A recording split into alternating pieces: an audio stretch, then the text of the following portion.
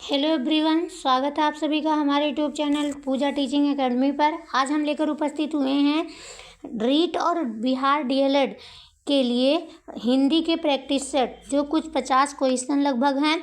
और इन 50 क्वेश्चनों में जो भी विकल्प आएंगे उनके हम व्याख्या ज़रूर करेंगे।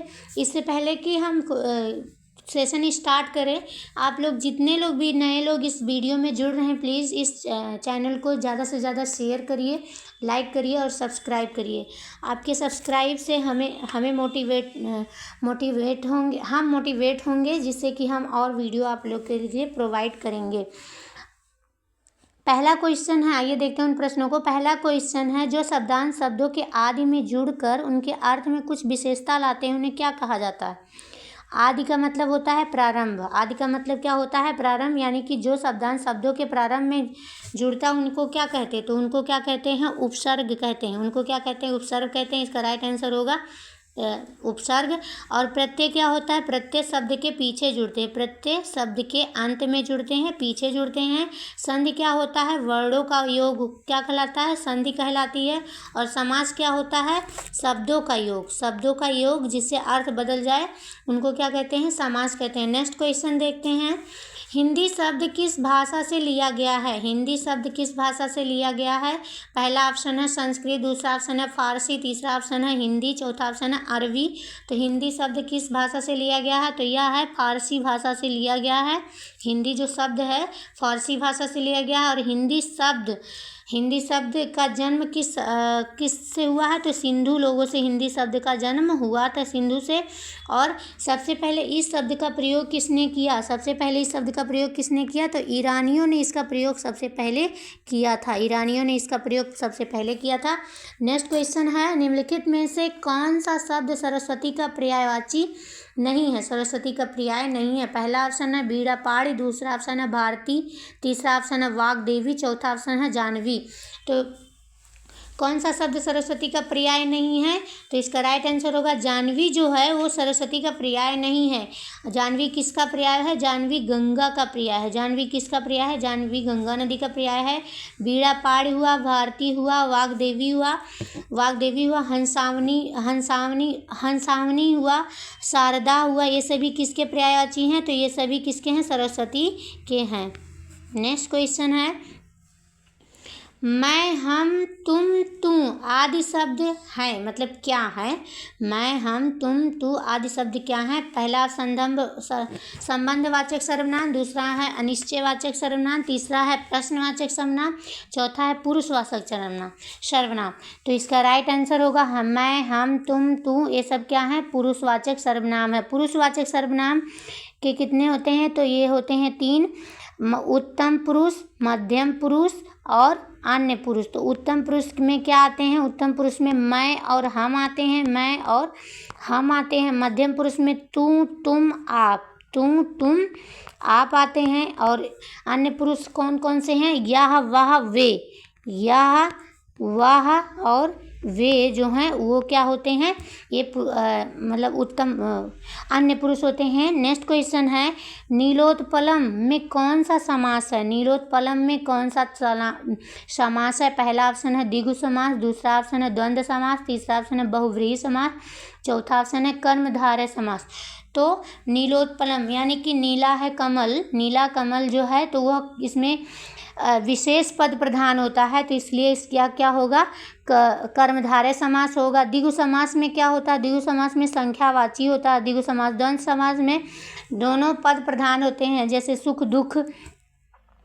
और बहुव्रीहि समास अन्य पद प्रधान होता है। नेक्स्ट क्वेश्चन है, निम्नलिखित में कौन सा योजक चिन्ह है? इन चिन्हों में कौन सा योजक चिन्ह है?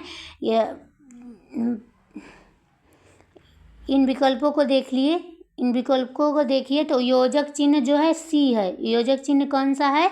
सी है। योजक चिन्ह कौन सा है? सी है। जो ऐसे है योजक चिन्ह है। ठीक, विराम योजक चिन्ह क्या होते हैं? योजक चिन्ह विराम चिन्ह होते हैं। योजक चिन्ह क्या होते हैं? विराम चिन्ह होते हैं। विराम चिन्ह के जनक कौन होते हैं? विराम चिन्ह के जनक कौन है? कामता प्रसाद हैं। कामता प्रसाद जो हैं विराम चिन्ह के जनक हैं। और उसके बाद विराम चिन्हों की संख्या कितनी होती है? 20 होती है। विराम चिन्हों की संख्या 20 होती हैं। यह किस भाषा से लिया गया है? तो यह अंग्रेजी भाषा से लिया गया है। यह अंग्रेजी भाषा से लिया गया है। इन विराम चिन्हों में योजक चिन्ह होता है। योजक चिन्ह जो है वो ऐसे होता है। ठीक। नेक्स्ट क्वेश्चन है, बुद्धिमान शब्द किस संवर्ग में है? संवर्ग में है। पहला ऑप्शन है संज्ञा, दूसरा ऑप्शन है विशेषण, तीसरा ऑप्शन है सर्वनाम, चौथा अव्यय। तो बुद्धिमान जो शब्द है किसी व्यक्ति की विशेषता बता, जैसे वह बहुत बुद्धिमान है, राम बहुत बुद्धिमान है, तो किसी व्यक्ति की विशेषता बता रहा है, तो इसलिए यह क्या होगा? विशेषण होगा। क्या होगा? विशेषण होगा। संज्ञा क्या होता है? नाम से रिलेटेड जितने भी नाम होते हैं क्या होते हैं? संज्ञा होते हैं। सर्वनाम क्या होता है? नाम के स्थान पर, संज्ञा के स्थान पर बोले गए शब्द को क्या कहते हैं? प्रयोग किए गए शब्द को क्या कहते हैं? सर्वनाम कहते हैं। अव्यय क्या होता है? अव्यय क्या होता है? लिंग और वचन के अनुसार ना बदले उन्हें क्या कहते हैं? अव्यय कहते हैं। अव्यय क्या है? अविकारी शब्द है। कवयित्री का कवि का स्त्रीलिंग है। क्या है इसमें से? चारों में से कवित्री, कवयित्री, कवियित्री, कवयित्री। तो कवि जब कवि रहे तो उसका स्त्रीलिंग कव से है। ध्यान दो, कवयित्री, कवयित्री। तो इसका राइट आंसर होगा क्या होगा? सी होगा। इसका राइट आंसर क्या होगा? सी होगा। नेक्स्ट क्वेश्चन देखते हैं, नेक्स्ट क्वेश्चन देखते हैं। यहाँ पे जन जब होगा, जब प्रथम शब्द संख्यावाची और द्वितीय शब्द संज्ञा हो तो वह कौन सा समास होगा? तो वह कौन सा समास होगा? पहला ऑप्शन है द्विगु, दूसरा है कर्मधारय, तीसरा है तत्पुरुष, चौथा बहिर्भूत। तो जब संख्यावाची हो, जब प्रथम शब्द संख्यावाची हो तो कौन सा समास होगा? तो वह होगा द्विगु समास। जैसे कि त्रिभुवन, जैसे कि क्या होगा? त्रिभुवन क्या है? यहाँ 3 भवन, त्रिभुवन, पंचमुख, 5 मुख। तो ये सभी क्या हैं? ये सभी द्विगु समास हैं। ये संख्यावाची हैं, द्विगु समास है। नेक्स्ट क्वेश्चन है, भाषा शिक्षण की प्रत्यक्ष विधि में भाषा कौशल सीखने का क्रम, कौशल सीखने का क्रम क्या है? तो यहाँ इसको सबसे पहले ट्रिक से याद रखना, शुभोपली, शुभोपली, यानी कि सु का मतलब सुनना, बो का मतलब बोलना, पा का मतलब पढ़ना, ली का मतलब लिखना। शुभोपली ट्रिक याद रखेंगे तो ये क्वेश्चन कभी डिसमिस नहीं होगा। तो इसका राइट आंसर होगा डी, शुभोपली, सुनना, बोलना, पढ़ना, लिखना। नेक्स्ट क्वेश्चन है, बुढ़ापा शब्द में प्रत्यय क्या है? बुढ़ापा शब्द में प्रयुक्त प्रत्यय क्या है? तो पा है कि बूढ़ा है कि आपा। तो बुढ़ापा में क्या प्रत्यय है? पा प्रत्यय है। क्या है प्रत्यय? प्रत्यय हमेशा क्या है? शब्द के अंत में होता है। शब्द के अंत में प्रत्यय लगता है, अंत में। नेक्स्ट क्वेश्चन है, राष्ट्र शब्द में ई प्रत्यय लगाने से बनने वाला नया शब्द। तो राष्ट्र में जब ई लगाएंगे तो क्या बनेगा? राष्ट्रीय बनेगा। और क्या बनेगा? राष्ट्रीय बनेगा। और यहाँ इसका राइट आंसर हो जाएगा बी। नेक्स्ट क्वेश्चन देखते हैं, शेर को सवा शेर, शेर को सवा शेर ये लोकोक्ति है। तो इसका ऑप्शन देखते हैं, संपन्नता, असंभव कार्य, एक से बढ़कर दूसरा, नष्ट करना। तो शेर को सवा शेर यानी कि एक से बढ़कर एक, शेर को सवा शेर का मतलब एक से बढ़कर एक। इसका राइट आंसर होगा एक से बढ़कर एक। किसी विधि में बिना मातृभाषा को मध्यस्थ बनाए भाषा सीखी जाती है। बिना मातृभाषा को मध्यस्थ बनाए सीखी जाती हैं। कौन सी विधि होती है? पहला ऑप्शन है प्रत्यक्ष विधि, दूसरा ऑप्शन है व्याकरण विधि, तीसरा ऑप्शन है व्याकरण अनुवाद विधि, चौथा समवाय विधि। तो इसका राइट आंसर होगा ए, प्रत्यक्ष विधि। अग्नि का विशेषण क्या है? अग्नि का विशेषण शब्द क्या है? अग्नि का विशेषण, तो पहला ऑप्शन है अग्नि, दूसरा है आग्नेय, तीसरा है गेय, चौथा है आग। तो इसका राइट आंसर होगा बी, आग्नेय जो है अग्नि शब्द का विशेषण शब्द है। नेक्स्ट क्वेश्चन है, तेजाब में कौन सी संज्ञा है? तेजाब में कौन सी संज्ञा है? तो पहला ऑप्शन है भाववाचक संज्ञा, दूसरा ऑप्शन है द्रव्यवाचक संज्ञा, तीसरा ऑप्शन है व्यक्तिवाचक संज्ञा, चौथा है समूहवाचक संज्ञा। तो भाववाचक संज्ञा जैसे कि प्रेम हो गया, घृणा हो गया, बुढ़ापा हो गया और जवानी हो गया, ये सब सिर्फ हम महसूस कर सकते हैं, बट ना ही उसको छू सकते हैं, ना ही उसको देख सकते हैं। व्यक्तिवाचक संज्ञा किसी व्यक्ति का नाम से रिलेटेड, नाम व्यक्ति का हुआ, स्थान का हुआ नाम से, जैसे राम, गंगा और नेपाल, हरिद्वार, ये सभी नाम है तो ये क्या हो गया, व्यक्तिवाचक संज्ञा। समूहवाचक संज्ञा, जैसे समिति हुआ, कोई समिति हुआ, विद्यार्थी हुए, ये सभी क्या है, ये समूहवाचक हुआ। तो तेजाब क्या है, द्रव्यवाचक संज्ञा है। तेल हुआ, दूध हुआ, पानी हुआ, ये सभी क्या है, द्रव्यवाचक संज्ञा है। नेक्स्ट क्वेश्चन है, नेता का स्त्रीलिंग शब्द क्या होगा। नेता का स्त्रीलिंग शब्द क्या होगा। पहला ऑप्शन है नेता, दूसरा ऑप्शन है नेतानी, तीसरा ऑप्शन है नेत्री, चौथा ऑप्शन है नेतृत्व। तो नेता का स्त्रीलिंग शब्द क्या होगा, नेत्री होगा। नेता का स्त्रीलिंग शब्द क्या होगा, नेत्री होगा। और दाता का क्या होगा, दात्री होगा। दाता का क्या होगा, दात्री होगा। नेक्स्ट क्वेश्चन है, घुमक्कड़ शब्द में कौन सा प्रत्यय है। घुमक्कड़ शब्द में कौन सा प्रत्यय है, तो घुमक्कड़ में क्या होगा, अक्कड़ प्रत्यय है। कौन सा है, अक्कड़ प्रत्यय। तो इसका राइट आंसर होगा ए। इसका राइट आंसर क्या होगा, अक्कड़। घुमक्कड़ में कौन सा प्रत्यय है, अक्कड़।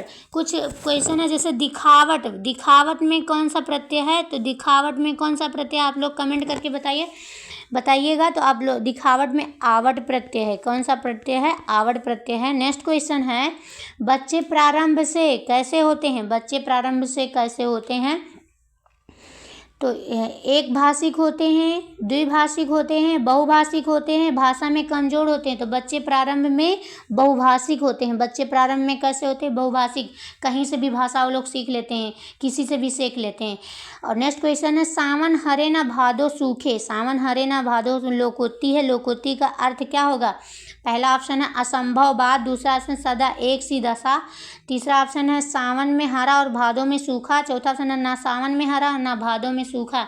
तो सावन हरे ना भादो सूखे, यानी इस लोकोक्ति का मतलब होता है कि एक समान रहना, कभी मतलब एक समान रहना, कभी बदलना नहीं। तो इसका राइट आंसर होगा सदा एक सी दशा। सदा एक सी दशा, इसका राइट आंसर होगा बी। नेक्स्ट क्वेश्चन है, बैलगाड़ी शब्द में समास है। नेक्स्ट क्वेश्चन है, बैलगाड़ी शब्द में कौन सा समास है। पहला ऑप्शन है तत्पुरुष, दूसरा है द्विगु, तीसरा है द्वंद्व, चौथा अव्ययी। तो बैलगाड़ी में कौन सा समास है, तो बैलगाड़ी में तत्पुरुष समास है। बैलगाड़ी में तत्पुरुष समास है। जैसे राजभवन हुआ, रेलगाड़ी हुआ, राजभवन हुआ, रेलगाड़ी हुआ और राजपुत्र हुआ, राजपुत्र हुआ। ये सभी कौन सा समास है, तत्पुरुष समास है। द्विगु समास में संख्यावाची, द्वंद्व समास में योजक चिन्ह का प्रयोग होता है। समास के कितने भेद होते हैं, समास के 6 भेद होते हैं। समास के 6 भेद होते हैं। नेक्स्ट क्वेश्चन है, वर्तनी की दृष्टि से अशुद्ध शब्द बताइए। वर्तनी की दृष्टि से अशुद्ध छांटना है, तो इसका ऑप्शन है उज्ज्वल, उज्ज्वल, समिति, संग्रही। तो अशुद्ध शब्द, तो ये ए आंसर सही होगा, ये गलत है, यही आंसर सही होगा। अस्थावर का विलोम, ये सबसे इम्पॉर्टेंट क्वेश्चन है, बहुत बार क्वेश्चन में, बहुत ही परीक्षाओं में पूछा गया है। अस्थावर का विलोम शब्द है। पहला ऑप्शन है चंचल, दूसरा ऑप्शन है जंगम, तीसरा ऑप्शन है चेतन, चौथा ऑप्शन है सचल। तो अस्थावर शब्द का विलोम क्या होगा, अस्थावर शब्द का विलोम होगा जंगम। नेक्स्ट क्वेश्चन है, जब कर्ता एक क्रिया समाप्त करके दूसरी क्रिया में संलग्न हो तो पहली क्रिया क्या कहलाती है। जब कर्ता एक क्रिया समाप्त करके दूसरी क्रिया में संलग्न हो तो पहली क्रिया क्या कहलाती है। तो ये पहला ऑप्शन है इच्छा बोधक क्रिया, दूसरा ऑप्शन है नाम बोधक क्रिया, तीसरा ऑप्शन है पूर्वकालिक क्रिया, चौथा ऑप्शन है सहायक क्रिया। तो इसका राइट आंसर होगा सी, पूर्वकालिक क्रिया। जैसे वह नहाकर सोया है, वह नहाकर सोया है, नहाकर यानी कि एक क्रिया समाप्त करके दूसरा चालू किया। वह खाना खाकर स्कूल गया है, वह खाना खाकर स्कूल गया है, यानी कि यहाँ खाकर स्कूल गया है, यानी एक क्रिया समाप्त हुई दूसरा चालू हो गया, तो उसे क्या कहते हैं, उस पहली क्रिया को क्या कहेंगे, पूर्वकालिक क्रिया कहेंगे। नेक्स्ट क्वेश्चन है, सुरसरी किसका पर्यायवाची शब्द है। सुरसरी किसका पर्यायवाची शब्द है। पहला ऑप्शन है यमुना, दूसरा ऑप्शन है गंगा, तीसरा ऑप्शन है पानी, चौथा ऑप्शन है समुद्र। तो सुरसरी जो है ये गंगा का पर्यायवाची शब्द है। देवों की नदी गंगा। नेक्स्ट क्वेश्चन है, मसृण का विलोम शब्द का विलोम होगा। पहला ऑप्शन है तुच्छ, दूसरा है मसृण, तीसरा है रुच्छ, चौथा इनमें से कोई नहीं। तो मसृण शब्द का विलोम क्या होगा? रुच्छ होगा। क्या होगा? रुच्छ होगा। समित शब्द संज्ञा के किस भेद के अंतर्गत आता है?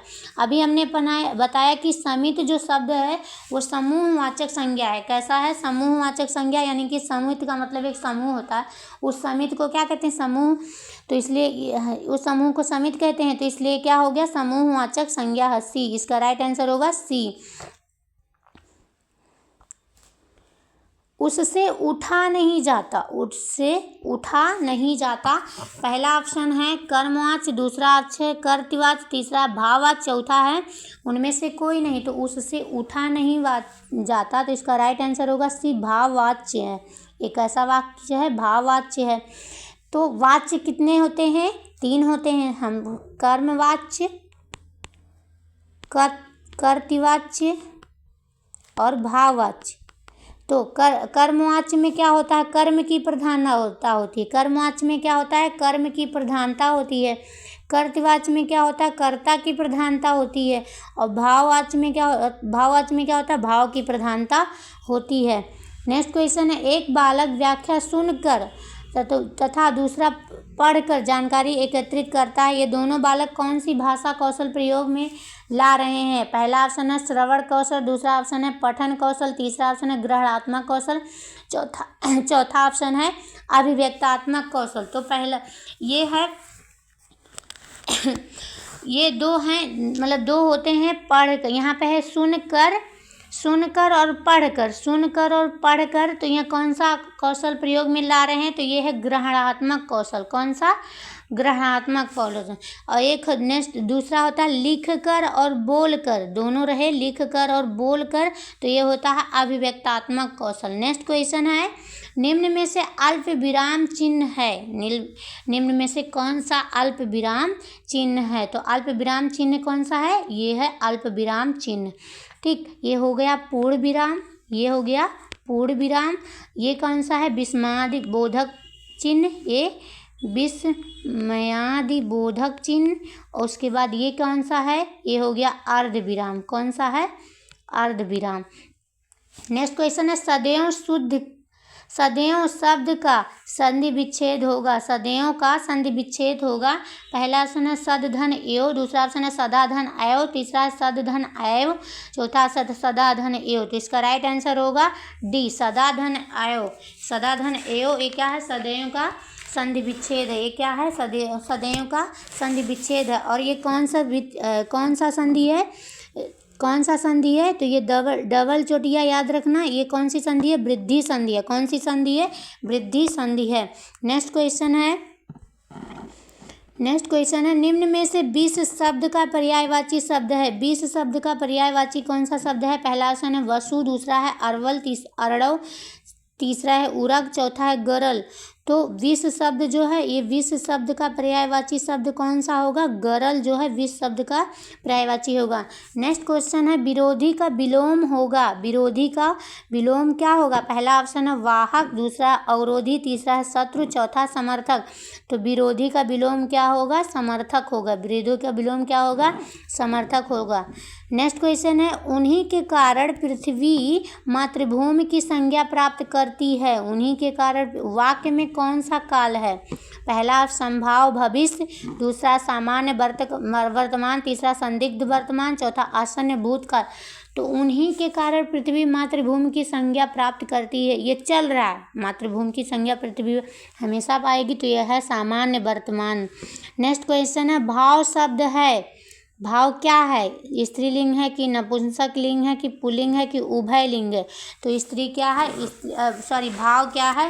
भाव अच्छा नहीं है। भाव अच्छा नहीं है, ये क्या है? पुल्लिंग है। ये क्या है? पुल्लिंग है।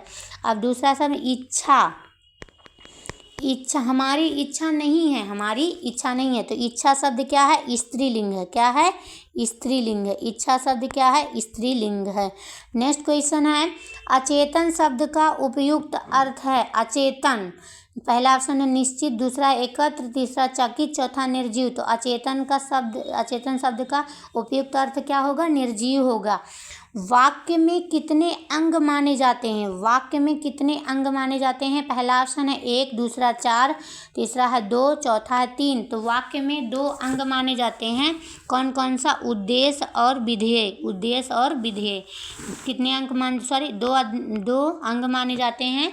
इसका राइट आंसर होगा सी, उद्देश्य और विधेय 2 अंग माने जाते हैं वाक्य के। नेक्स्ट क्वेश्चन है, 2 शब्दों को तो जोड़ने के लिए प्रयुक्त विराम चिन्ह क्या कहलाता है? जब 2 शब्द जोड़ने के लिए प्रयुक्त विराम चिन्ह क्या कहलाएगा? योजक चिन्ह। क्या कहलाया जाएगा? योजक चिन्ह। जैसे सुख दुख, सुख दुख, तो यहाँ पे जोड़ने के लिए आया ना, तो इसको क्या कहेंगे? वो योजक चिन्ह कहेंगे, योजक चिन्ह कहेंगे। नेक्स्ट क्वेश्चन है, बहुत लज्जित होना के अर्थ में उपयुक्त मुहावरा क्या होगा? पहला ऑप्शन है घड़ों पानी पड़ना, दूसरा टोपी उछालना, तीसरा घोड़े बेचकर सोना, चौथा डंका मारना। तो बहुत लज्जित होना यानी कि घड़ों पानी पड़ना। बहुत लज्जित होना, घड़ों पानी पड़ना। नेक्स्ट क्वेश्चन है, सुख शांति शब्द में कौन सा समास होगा? सुख शांति शब्द में कौन सा समास होगा? पहला अव्ययीभाव समास, दूसरा है तत्पुरुष समास, तीसरा है द्वंद्व समास, चौथा है द्विगु समास। तो सुख शांति तो क्या होगा? ये क्या होगा? द्वंद्व समास होगा। इसमें योजक चिन्ह लगेंगे कि नहीं? सुख शांति में तो लगेंगे, यहाँ बीच में योजक चिन्ह लगेगा, तो ये है द्वंद्व समास। नेक्स्ट क्वेश्चन है, अनुचित शब्द में उपसर्ग है। अनुचित शब्द में कौन सा उपसर्ग होगा? तो अनुचित शब्द में कौन सा उपसर्ग होगा? तो इसका राइट आंसर होगा बी, अनु जो है अनुचित शब्द में उपसर्ग होगा। नेक्स्ट क्वेश्चन है, शालिनी घर से आती है वाक्य में कारक है। शालिनी घर से आती है वाक्य में कौन सा कारक है? तो शालिनी घर से आती यानी कि यहाँ घर है उसका, घर से आती है, कहीं आती होगी ना, तो दूर हुई कि नहीं हुई? तो शालिनी घर से आती है, तो इसलिए इसका क्या होगा? अपादान कारक होगा। क्या होगा? अपादान, क्योंकि वह घर से अलग हो रही है, तो अलगाव होने का कौन सा कारक है? अपादान कारक है। थोथा जना भाजे घना, थोथा छना बाजे घना, लोकोक्ति का अर्थ क्या होगा? छोटा आदमी बड़े पद पर पहुंचकर इतराकर चलता है। दूसरा है मूर्ख को गुड़ की परख नहीं होती। तीसरा है गुणहीन व्यक्ति अधिक आडंबर करता है। चौथा सीधेपन से कोई काम नहीं होता। तो इसका थोथा छना बाजे घना, तो इसका राइट आंसर होगा सी, गुणहीन व्यक्ति अधिक आडंबर करता है। नेक्स्ट क्वेश्चन है, निम्न में से कौन सा शब्द समूह से भिन्न है? निम्न में से कौन सा शब्द समूह से भिन्न है? तो यहाँ पे है स्वाभाविक, तार्किक, साहित्यिक और यहाँ अभिव्यक्ति। तो यहाँ पे सब ध्यान दीजिए कि यहाँ इक प्रत्यय तीनों में लगा है, इसमें भी लगा, इसमें भी लगा, इसमें भी लगा, लेकिन अभिव्यक्ति में इक क्या प्रत्यय लगा है? नहीं लगा। तो यही जो है तीनों में से भिन्न है। नेक्स्ट क्वेश्चन है, विकसित शब्द में प्रत्यय है। विकसित शब्द में प्रत्यय कौन सा है? पहला ऑप्शन है सित, दूसरा है इत, तीसरा क्या है? तीसरा है ता, चौथा है सत। तो इक प्रत्यय, विकसित में कौन सा प्रत्यय होगा? इत प्रत्यय होगा। कौन सा प्रत्यय होगा? इत प्रत्यय होगा। नेक्स्ट क्वेश्चन है, निम्न में से कौन सा वर्ण संयुक्त व्यंजन का है? निम्न में से कौन सा वर्ण संयुक्त व्यंजन का है? पहला ऑप्शन है शा, दूसरा ऑप्शन है रा, तीसरा ऑप्शन है ज्ञा, चौथा है का। तो इसका राइट आंसर होगा ज्ञा। संयुक्त व्यंजन कौन कौन से होते हैं? संयुक्त व्यंजन कौन कौन से होंगे बताइए आप लोग। तो यह है छा, छा, दूसरा क्या है त्रा और ज्ञा और है स्रा। ये संयुक्त व्यंजन है। छा कैसे बनता है? का, और यहाँ हलंत तो जरूर होना चाहिए, का और सा से छा बनता है। त्रा कैसे बनता है? ता हलंत रहेगा और रा से हलंत बनता है। उसके बाद है ज्ञा, जा और इया से, जा और इया से क्या बनता है? ज्ञा बनता है। स्रा, सा और रा से क्या बनता है? श्रा बनता है। ये कितने हैं? ये हैं 4 संयुक्त व्यंजन। कितने हैं? 4 संयुक्त व्यंजन हैं। नेक्स्ट क्वेश्चन है, निम्नलिखित में से शुद्ध शब्द कौन सा है? शुद्ध शब्द अनुग्रहित, अनुग्रहित, अनुगृहित, अनुगृहित। तो इसका राइट आंसर होगा डी, अनुगृहित। वर्तनी के अनुसार शुद्ध शब्द होगा। पहला ऑप्शन है ऋषिजन, दूसरा ऋषिजन, तीसरा ऋषिजन, चौथा ऋषिजन। तो इसका राइट आंसर होगा ए, ऋषिजन। छी कितना गंदी जगह है में कौन सा वाक्य है? पहला ऑप्शन संकेतवाचक, दूसरा विधानवाचक, तीसरा विस्मयवाचक, चौथा इच्छावाचक। तो छी कितनी गंदी जगह, तो इसका राइट आंसर होगा विस्मयवाचक। नेक्स्ट क्वेश्चन है, मजदूर मेहनत करता है किंतु उसके लाभ से वंचित रहता है, कौन सा वाक्य है? कौन सा वाक्य है? तो इसका राइट आंसर होगा, इसका राइट, मजदूर मेहनत करता है किंतु उससे लाभ से वंचित होता है। तो किंतु परंतु ये कौन सा वाक्य होगा? तो जब किंतु आ जाए, परंतु आ जाए, और आ जाए, तथा आ जाए, किंतु आ जाए, परंतु आ जाए, और आ जाए, तथा आ जाए, लेकिन आ जाए, जब ये शब्द, ये वाक्य में शब्द मौजूद रहें तो वो कौन सा वाक्य होगा? संयुक्त वाक्य होगा। कौन सा वाक्य होगा? संयुक्त वाक्य होगा। 50 नंबर का क्वेश्चन, हमारा लास्ट क्वेश्चन है, यदि वह आता तो हम खेलने चलते। यदि वह आता तो हम खेलने चलते में कौन सा वाक्य है? पहला ऑप्शन संकेतवाचक, दूसरा वाक्य है इच्छावाचक,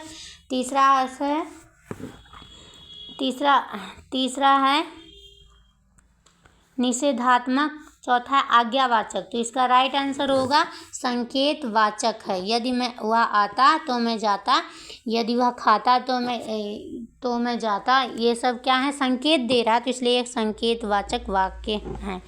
ये थे हमारे 50 जो डीएलएड के लिए और रीड के लिए बहुत ही इम्पोर्टेंट है। हम इस तरह के वीडियो पाने के लिए हमारे चैनल को लाइक करिए, सब्सक्राइब करिए। जय हिंद।